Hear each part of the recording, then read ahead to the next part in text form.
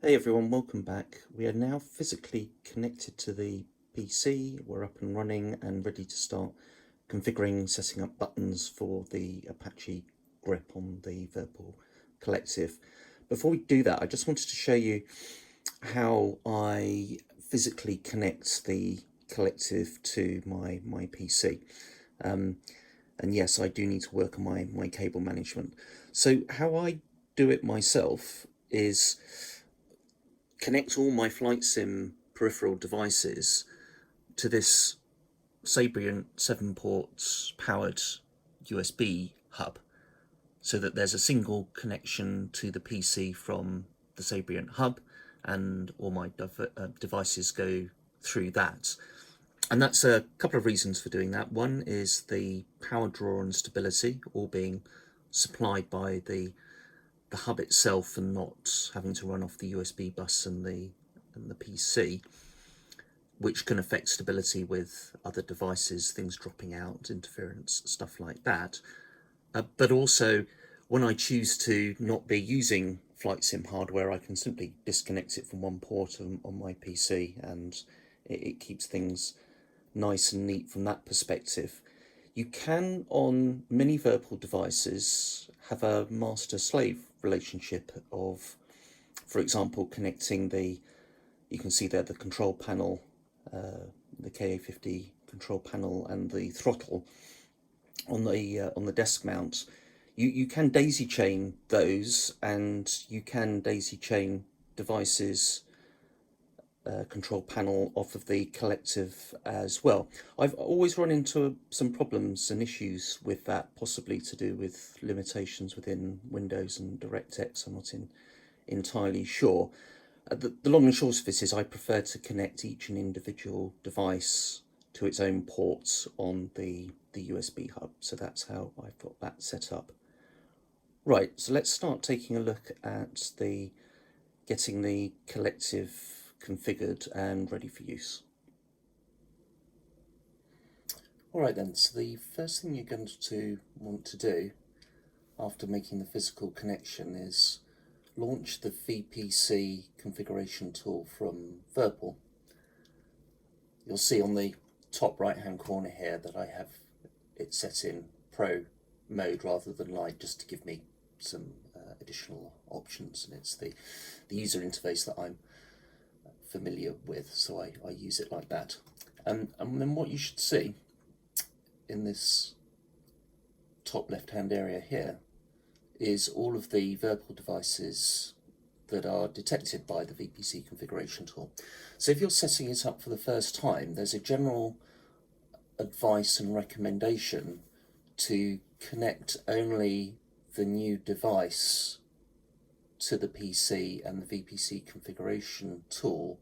I think typically because of detecting that new device and updating firmware and things like that. I've already done that in my case, so that's why I'm okay to plug the rest of my VPC and VIRPIL devices into the computer. But yeah, my advice is whenever you're connecting something new, to only have that device connected and detected by the VPC configuration tool.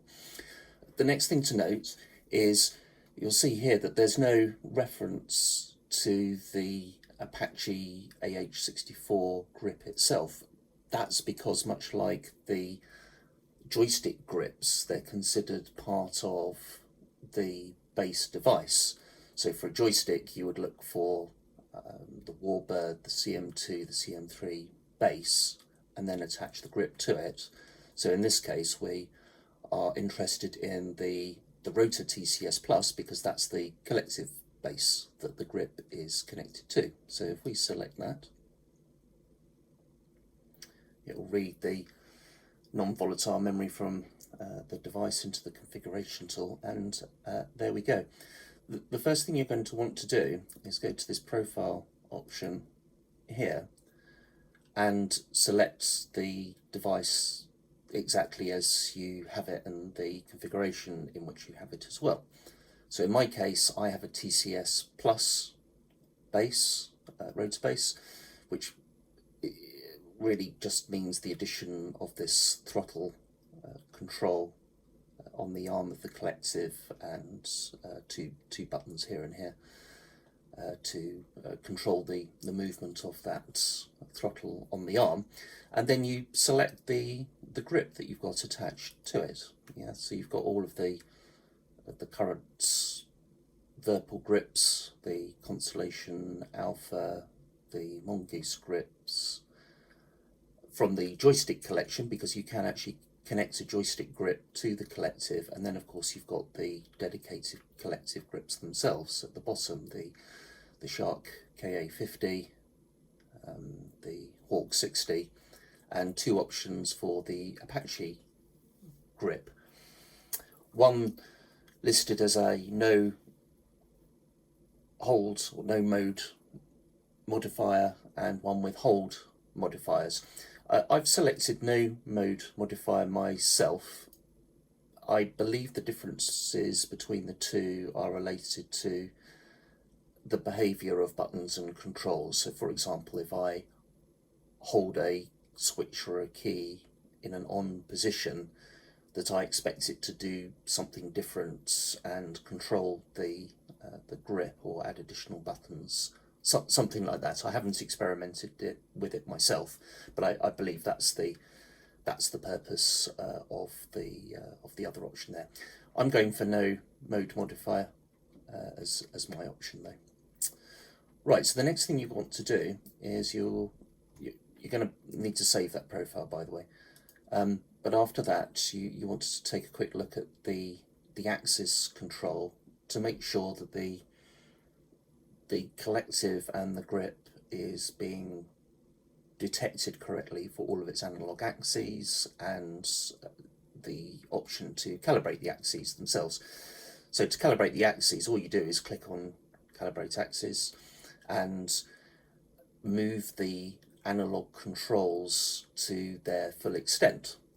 So the first, you'll see there's four analog axes being detected. The x-axis, which is, if I raise and lower the collective, you can see the raw value going up and down there. Yeah, that's me lifting the collective, that's me lowering the collective, and the numbers going down there.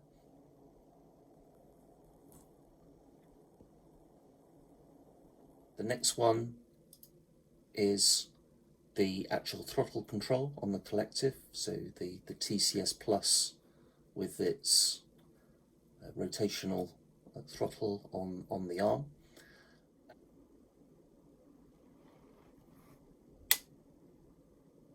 And then you've got these two additional axes down here, RY and RX, listed as being on the VPC stick. So that had been confused for a short time, and it turns out it's actually the cursor control, analog control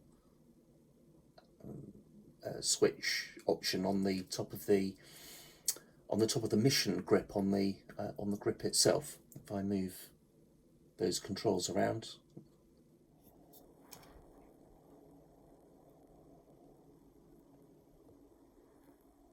the y-axis moving up and down there, and the x-axis there, and a little bit of adjustment on or effect on both, just because of the inaccuracy of having like a thumb analog control. So that's what's being detected and what you would expect to see. Two analog controls on the collective arm itself, and two analog axes for the cursor control on the mission grip of the Apache collective.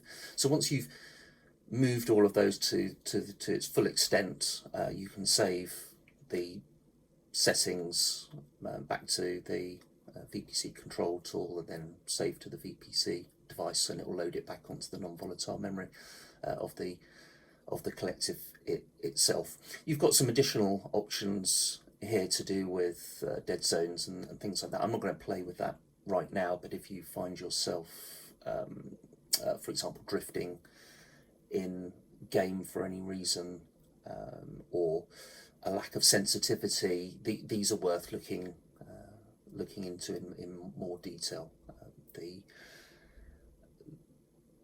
The analog VIRPIL CM3 base that I've got, for example, had some dead zones configured by default, which was causing me some problems when I was doing things like mid-air refueling. You know, I was moving the stick in very small movements and it wasn't being detected by the DCS software, and that was the reason for it. There was even though I hadn't got a dead zone set up within DCS, there was a dead zone being applied by the VPC Configuration Tool, so something to bear in mind there.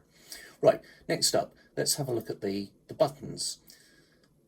So logically, these are the buttons on the Apache AH64 grip itself. What you're looking for here is activating all of the buttons to make sure that they all light up and are detected. So I believe, I'm going to test it now, but I believe it should be from 01 to 44. All of these buttons should light up as I try them in turn. And the way in which the control software works is it detects the physical button from 1 to 44, and it maps it to a logical button that is seen by the Windows software and consequently simulation software like DCS and Microsoft Flight Sim and things like that. It's worth mentioning it's not always a one-to-one relationship, by the way, so it's perfectly possible in other VIRPIL devices that, for example, physical button 4 maps to logical button 6 or 7 or something like that, just for your awareness. So what I'm going to go do now is activate all of the buttons, and we should start to see these numbers light up. So let me get on with that now.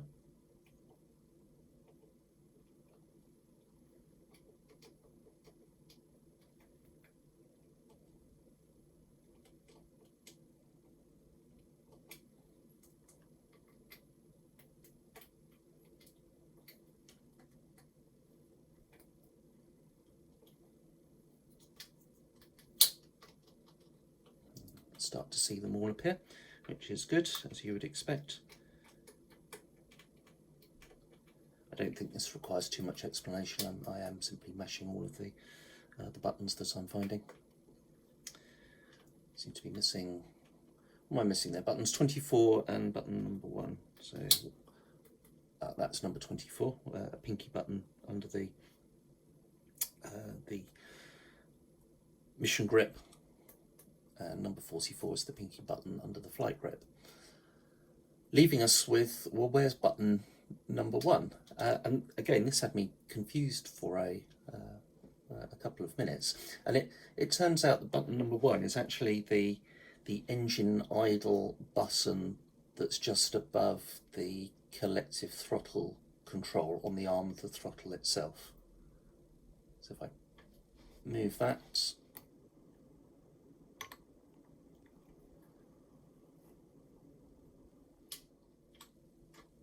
and then button number 1 lights up there as I'm pressing that.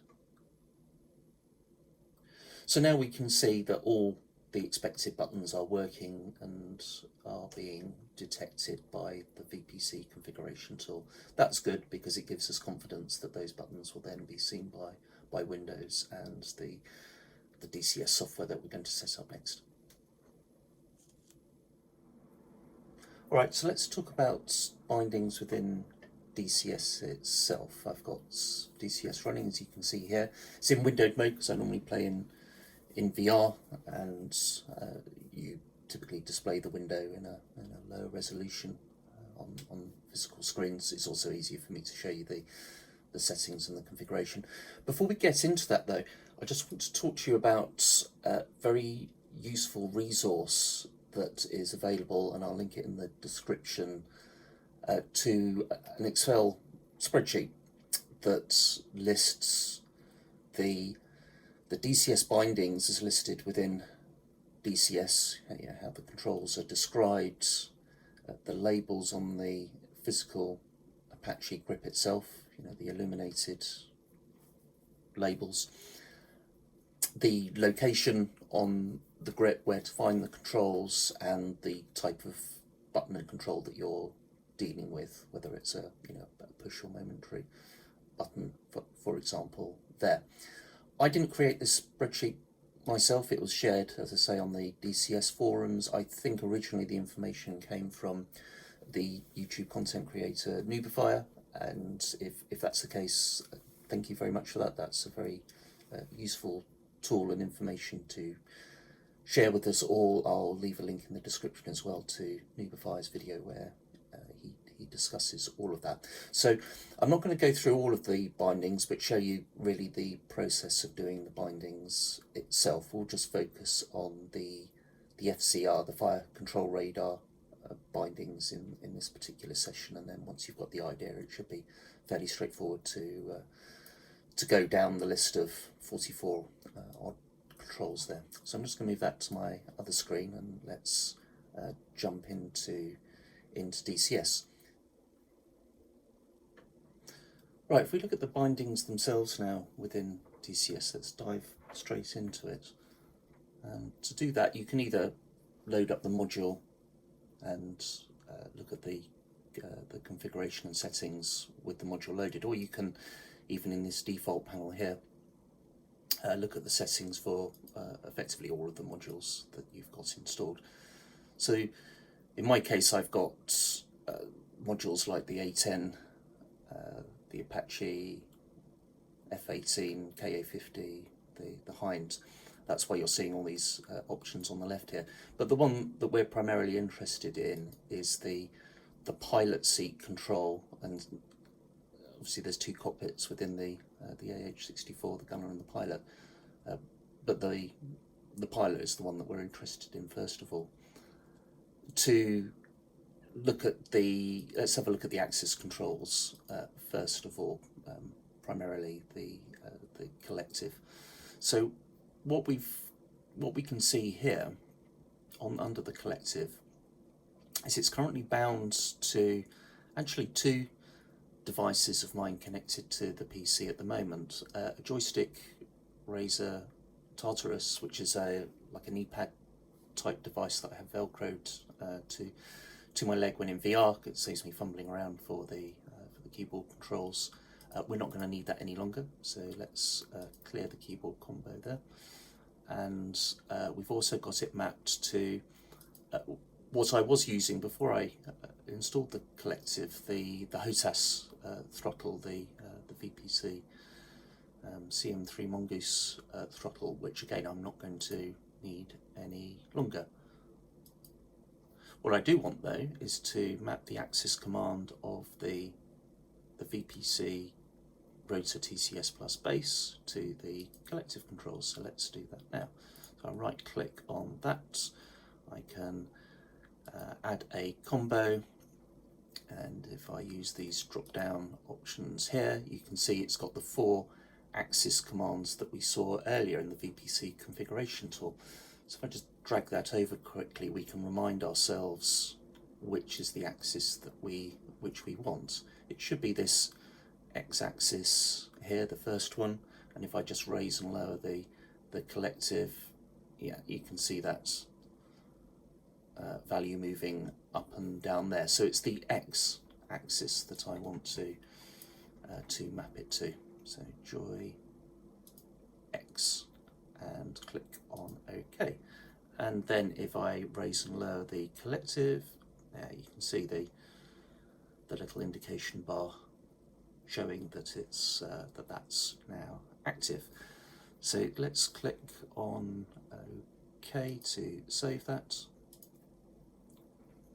and we can jump back in, this time looking at all but axis commands. Let's look at those fire control radar options that we want to configure as in this particular demonstration here. So if I scroll down the list, I'm looking for what was described in the Excel spreadsheet as the FCR scan size switch Z up. So let's have a look and see if we can find that.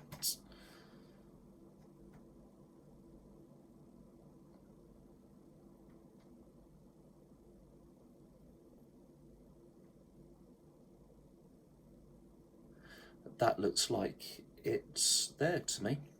Yeah, that's exactly right. So to map that key or that control, we scroll along to the column VPC TCS Rotor Plus.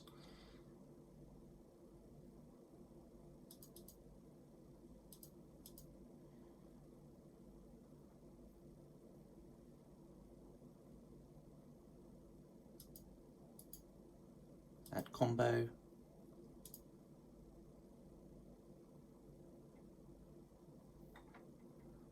And we've got the list of joystick buttons here. So what we can do is bring back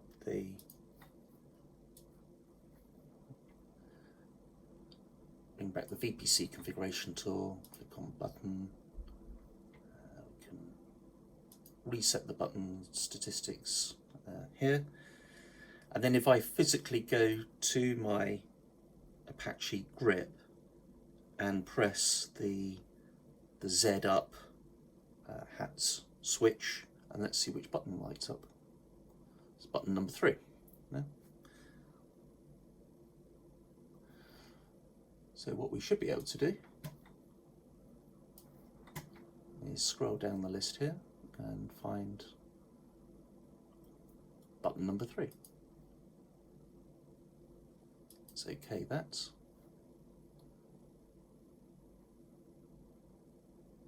And thus we've got the Apache grip joystick button number 3, the Z label control on the mission grip, actually telling DCS that's what we want it mapped to in game, the fire control radar scan size switch Z up. And now it's just a simple case of repeating that process for the other controls. If we go to W right, which is the labeled W on the physical Apache grip, right click there, add combo, key button, bring back the VPC Configuration Tool. I'll reset the buttons to clear this statistics, and then press the W hat switch on the mission grip, and number 4 is lighting up. So we scroll down our list here, and there we've got button number 4. That's OK that. And there we have it in essence. That's the method by which you can go down that list of controls to configure DCS to map to the Apache grip using the VPC Configuration Tool to tell you like what physical button maps to the logical button. Joy button 4 is a logical button recognized within Microsoft Windows and consequently DCS, and the VPC Configuration Tool tells us that relationship. It's probably worth saying that in some cases you will have buttons and controls that you don't want to act as a simple on-off or momentary action. I'm not a particular expert on getting that configured. Others have done some guides on that. I'm going to experiment that myself. Obviously the cursor control on the mission grip is an analog control, so I'll need to experiment with that as well. But you get the idea. That is how you set up and configure DCS with the button bindings of the Apache grip. So hopefully that was useful to you. If you've got any questions, let me know, and I will see you on the next video. Thank you very much for watching.